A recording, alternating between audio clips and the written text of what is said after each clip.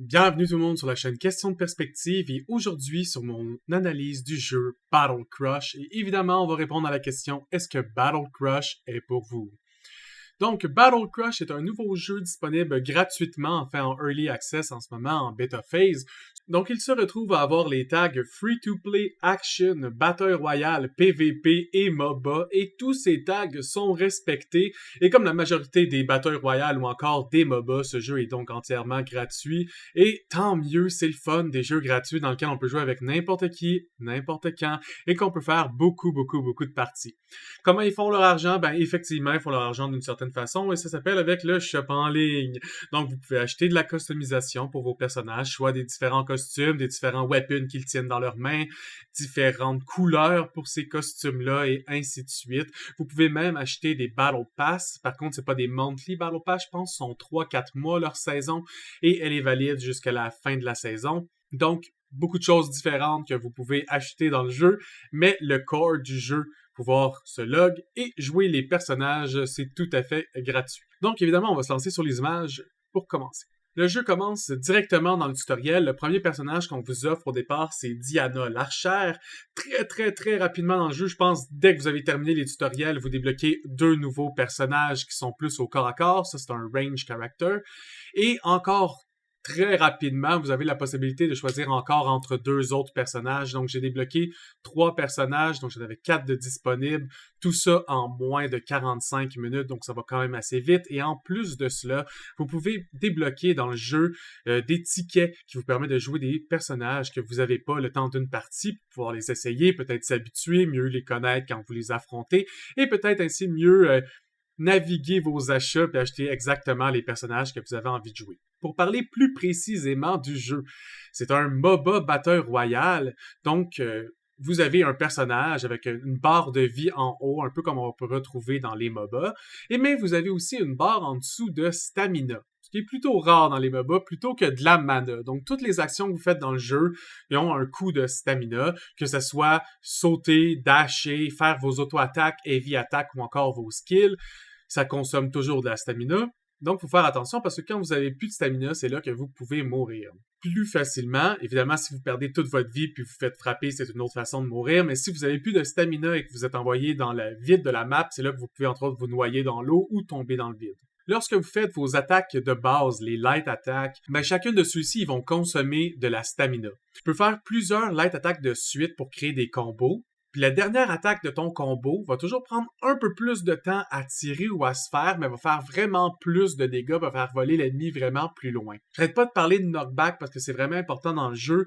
Même quand tu brises les HP de la personne, il revole juste vraiment plus loin. Si vous réussissez à faire assez de dégâts pendant même qu'il est dans l'état d'avoir perdu toutes ses HP, il revole automatiquement à la fin de la map. C'est un peu similaire à Super Smash ou ce genre de les jeux comme Super Smash dans lequel tu augmentes un peu tes chances de faire voler la personne de plus en plus loin. Là, c'est de moins en moins que tu as d'HP, plus tu vas voler loin, donc plus ça va être dangereux pour toi. Il y a 3 modes de jeu. Le mode dans lequel vous commencez les tutoriels s'appelle l'Auto-Target Mode. Ça veut dire que les skills que vous faites vont toujours être visés vers la personne la plus proche de vous. Si vous utilisez le clic droit de votre souris, vous allez être capable de viser quand même votre skill, mais si vous n'êtes pas en train de faire ça, ça va juste tirer dans la direction la plus proche. Les auto-attaques de l'archère ressemblent à ceci. Et vous avez vu, la troisième attaque a tiré 3 flèches en même temps, elle était un peu plus longue à faire, mais elle a fait beaucoup plus de dégâts. J'ai aussi la heavy attack qui est celle-ci. Là, on a vu, il est dans l'état groggy, c'est quand vous avez plus d'HP, vous êtes dans cet état-là, ça prend un nombre de temps avant que vos HP reviennent, et si vous vous faites attaquer, je pense, 3 fois dans cet état-là, ou une grosse attaque, vous revolez automatiquement et vous êtes mort. Évidemment, la meilleure attaque pour tuer qui que ce soit, c'est votre ultimate. Lui, il prend du temps à recharger, vous pouvez pas le faire n'importe quand, mais si vous le faites sur quelqu'un qui est très blessé, il y a de fortes chances que vous allez le one-shot. Donc, le premier mode de jeu que j'ai parlé tantôt, c'était Auto-Aim. Vous pouvez bouger soit avec les flèches ou avec WASD. Vous avez vos Heavy Attack sur Q, les Light Attack sur E, et vous pouvez viser avec la souris, le clic droit de la souris. L'ultimate est toujours sur R et vous avez un autre skill sur C, peu importe le mode que vous êtes en train de jouer dans les 3. Le deuxième mode, qui est le mode que moi je préfère, c'est Manual Aim. Vous pouvez bouger avec WASD. Vos light attacks sont sur un clic de la souris. Vos heavy attacks sont sur l'autre clic de la souris. Et pour moi, ça me rappelle un peu MXM ou ce genre de jeu-là de MOBA que j'ai vraiment aimé. Les MOBA qui sont WASD plutôt qu'être point click. Et évidemment, ça serait pas un MOBA si vous n'aviez pas le point click. Donc, dans le point and go system, vous pouvez bouger votre personnage avec la souris. Vous avez vos light attacks sur l'autre bouton gauche de la souris et vos heavy attacks sur Q à la place. Donc, au lieu de vous déplacer avec WASD, vous pouvez vous déplacer directement avec la souris. Donc, que vous soyez quelqu'un qui aime les action RPG ou qui aime les MOBA, les contrôles de ce jeu-là devraient vous plaire, sont très très simples. Mais ça fait aussi un très bon jeu de porte d'entrée. Si vous avez des amis, ça fait très longtemps qu'ils n'ont pas joué à des MOBA ou des jeux similaires à des MOBA, puis vous voulez les faire rejouer avec vous, ça va être un très bon jeu pour le faire, selon moi, parce que les mécaniques sont assez simples, les personnages sont faciles à comprendre, ils n'ont pas des grosses différences au point où de un à l'autre personnage, vous êtes complètement floué. Non, au contraire, c'est un des meilleurs jeux de porte d'entrée vers le style MOBA ou encore Battle Royale que j'ai vu depuis très très longtemps. Quand vous êtes dans le jeu, vous avez plusieurs modes. J'en cache deux. En fait, les deux menus, c'est Calixer, c'est pour voir vos personnages. Et l'autre en dessous, c'est le style. Donc, comme je disais, vous pouvez changer l'apparence de vos personnages. Vous pouvez changer leur costume, la couleur de leur costume, les weapons qu'ils portent, les emotes que vous faites dans le jeu et ainsi de suite. En dessous, vous avez la Battle Pass que vous pouvez acheter. Vous avez des items gratuits que vous n'avez pas besoin d'acheter, que vous pouvez prendre de la Battle Pass quand vous atteignez le niveau suffisant. Mais si vous achetez le Battle Pass, vous avez accès aux objets premium, comme presque tous les jeux qui ont les Battle Pass de ce jour. Et en dessous, vous avez le store. Entre autres, dans le store, on peut acheter la Battle Pass, on peut aussi acheter des costumes et on peut acheter les Calixers, donc les personnages du jeu. Les trois plus petits onglets sont les missions. Avec les missions, vous faites les currencies du jeu. Entre autres, une des missions s'appelle Beginner. Ça va vous donner des feuilles. Ces feuilles-là, vous allez pouvoir les échanger contre des personnages directement. C'est avec ça qu'en 45 minutes, j'ai débloqué tous mes personnages. En dessous, vous avez les ranks. Il y a un rank system automatique dans le jeu pour calculer le leaderboard. Moi, j'aime toujours ça. Il y a à peu près 15 000 personnes qui ont joué au jeu en ce moment. Après ma première game, j'étais rang comme 14 500. Donc, c'est pour ça que je dis qu'il y a à peu près 15 000 personnes sur le leaderboard. Vous avez aussi Synthesis qui vous permet de créer votre propre Calixer si vous avez tous les objets nécessaires. C'est un peu plus compliqué, vous ne pourrez pas le faire dans votre première journée de jeu, mais sachez que c'est possible de créer un peu son propre personnage en prenant l'item de un, le style de l'autre et ainsi de suite. Donc voici quelques Calixers que vous pouvez acheter dans le jeu. Hades, Hermès, Lancelot, Medusa, Urus, et ceux-ci coûtent 1100 à acheter. Certains autres personnages sont pas possibles de les acheter dans le store parce qu'ils se débloquent tout simplement avec les missions. Quand vous cliquez sur un personnage, vous allez pouvoir voir ses stats. Donc, on peut voir qu'Arès, je suis rang 1 avec lui. J'ai aucun XP, je l'ai jamais joué. On peut voir qu'il y a une très forte stats de dégâts, vraiment pas beaucoup de défense, pas beaucoup de stamina, et qui peut qu'il y a beaucoup de mobilité et que son niveau de difficulté à jouer est quand même assez élevé. C'est pas le personnage le plus simple. Donc, si vous voulez vous informer sur un personnage avant, vous pouvez toujours le faire. Et aussi, vous pouvez appuyer sur l'onglet Practice qui va vous apporter dans le mode Practice du jeu. Donc, vous allez pouvoir essayer le personnage, essayer toutes ses skills. Et si jamais il vous plaît, vous l'achetez.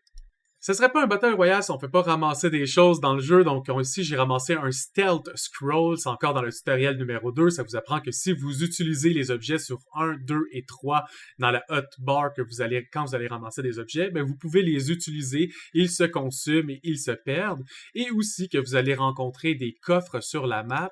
Quand vous avez fini de les ouvrir, ça lance les items un peu partout. Vous n'avez qu'à passer par-dessus pour ramasser l'item. Le jeu va toujours faire l'upgrade. Dans le fond, si vous arrivez sur un item qui est meilleur que le vôtre, il va prendre le meilleur des items. Donc, vous n'avez pas nécessairement besoin de toutes les apprendre à la lettre. Une bonne partie du jeu, dans le fond, des mécaniques du jeu, c'est de faire tomber les gens dans le vide. Donc ici, c'était pour nous montrer qu'on peut faire des air jumps, on peut traverser le vide. Ici, il y a un orbe mythique à aller chercher. Donc, ça m'explique que pour aller la chercher, évidemment, je vais devoir sauter. Si vous êtes déjà dans les airs et que vous appuyez sur votre dodge qui est sur espace, ça va vous faire un mid-air jump. Donc, vous allez continuer à sauter dans les airs. Mais si vous êtes à terre, vous allez faire un jump à votre personnage. Entre autres, Diana, c'est une slide. On va pouvoir la faire juste ici. Donc, cette slide-là, c'est mon jump action et c'est la dernière habilité. Donc, vous en avez 5. Light attack, heavy attack, une habilité sur C, une habilité sur votre ultimate sur R et votre dodge sur espace.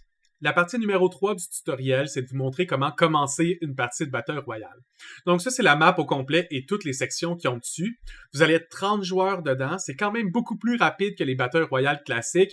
Souvent, dès que vous arrivez à la deuxième wave ou troisième wave, c'est déjà un cercle qui est assez petit, il englobe juste 2 zones. C'est fait pour qu'on se bat vraiment plus souvent que les FPS Battle Royale.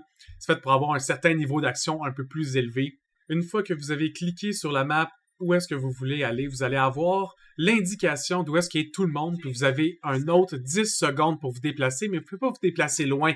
C'est comme si votre personnage essaie de courir sur la map, donc ça vous permet de vous regrouper. Si vous apparaissez avec votre team, ben c'est intéressant de mettre votre tank vers l'ennemi plutôt que votre range DPS qui va se faire gank au début. Donc, les règles du Battle Royale, il y a 30 personnes. Là, évidemment, dans le tuto, on est en équipe individuelle, mais habituellement, vous êtes en équipe de 3.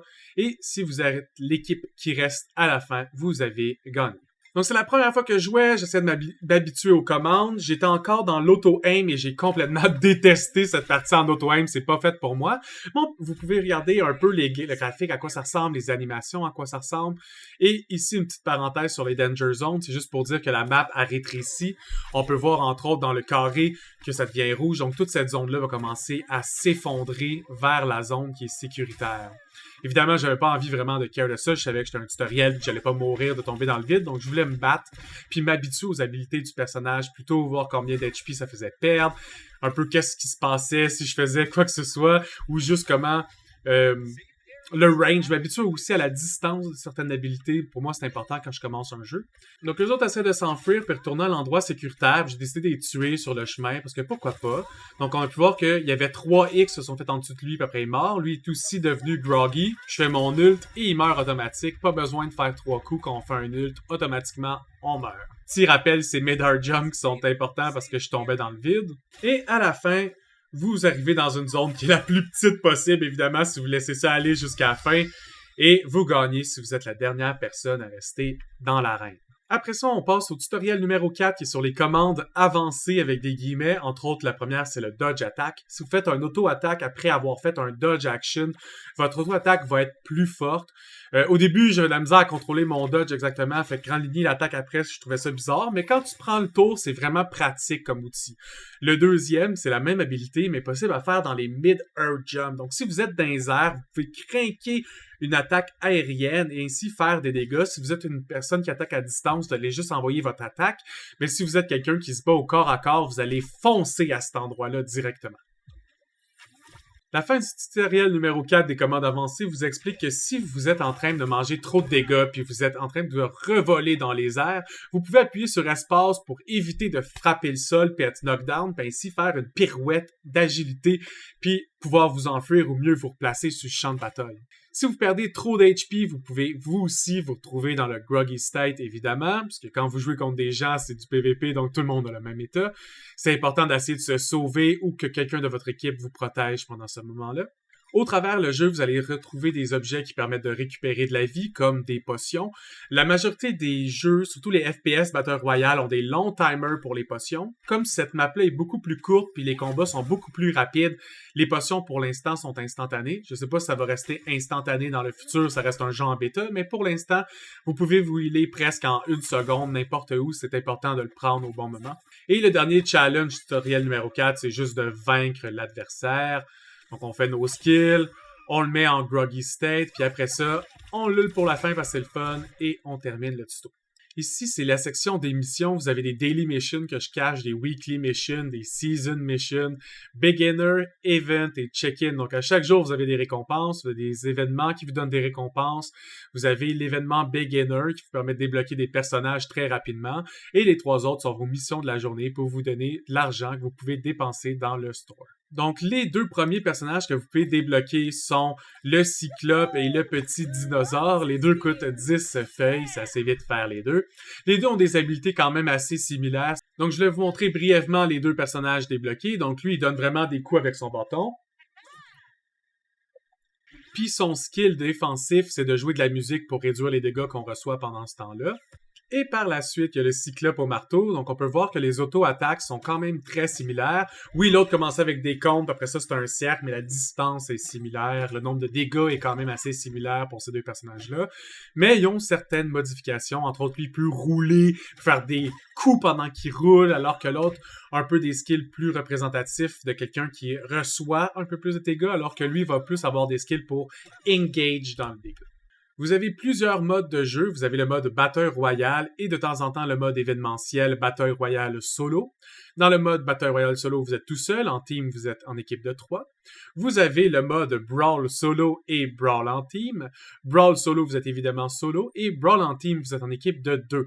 Lorsque vous jouez le mode brawl, plutôt que ce que je vous ai montré, c'est plutôt un mode dans lequel vous choisissez 3 personnages. Votre teammate choisit 3 personnages et tous vos adversaires choisissent 3 personnages. Quand vous tuez le premier personnage de votre adversaire, il apparaît sur son deuxième, après sur son troisième, et c'est dans une petite map d'arena, donc c'est fait pour avoir du combat constant et de bien gérer, essayer de pas trop prendre de dégâts parce qu'on veut rester là le plus longtemps possible et des fois pas perdre les personnages avec lesquels on est le meilleur.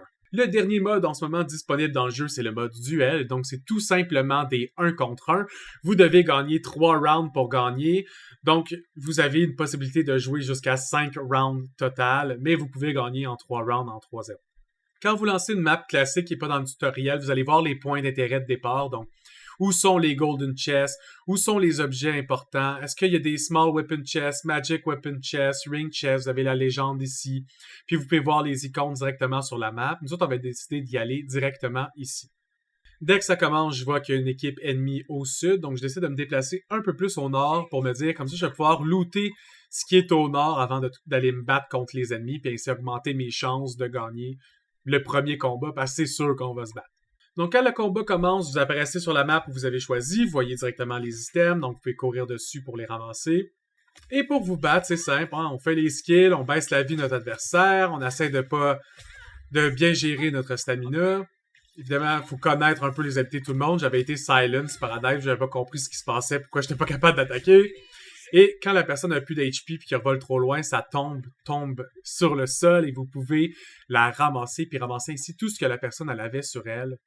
Lorsque vous mourrez, si vous voulez les récompenses, vous devez attendre que votre teammate finisse la partie. C'est bon à savoir, mais au moins ça vous avertit. Si vous essayez de quitter avec le bouton Leave, ça vous dit est-ce que vous êtes sûr? Si vous quittez tout de suite, vous n'aurez pas les récompenses. Donc des fois, c'est mieux tout à toi en même temps. Faites pas chier vos alliés. Battez-vous tous ensemble. Sauf si vous pensez avoir une legit chance de revive vos alliés. Alors prenez-la, puis sauvez-vous, puis ramenez-la à la vie. Lorsque vous gagnez, vous avez des petits achievements avec les indicateurs de qu'est-ce que vous avez fait pour les avoir. Vous avez votre augmentation de rank, ainsi que certaines informations sur votre game. Je vais brièvement montrer les matchs de Brawl, c'est ce que je voulais dire par vous choisissez 3 personnages, vous choisissez l'ordre des personnages, évidemment, vous voyez qu'est-ce que votre teammate a choisi, mais vous voyez juste le premier personnage de vos ennemis, puis quand le match commence, le reste de leur pick apparaît. Donc la map est beaucoup plus courte, les 3 équipes sont là, donc vous êtes 6 dans une petite zone, puis l'important c'est d'essayer de faire le plus de dégâts possible en essayant de recevoir le moins de dégâts possible. Et si vous vous faites tuer, comme en ce moment, je vais me faire tuer. Je perds mon deuxième bonhomme sur lequel j'étais, ça met un X dessus, et je commence donc avec mon 3e personnage. Et pour terminer, le dernier mode du jeu, c'est le mode duel, dans lequel on se bat en 1 contre 1. La map s'effondre super vite dans ce mode-là. C'est évidemment fait pour qu'on n'ait aucun autre choix que de se battre et d'essayer de se battre. Là, j'y donne un peu une leçon. Là, il me prend, il me lance à son tour. Puis c'est important de gérer sa stamina parce que s'il me lance dans le vide au moment où j'en ai plus, ben je tombe automatiquement dans le vide puis je meurs.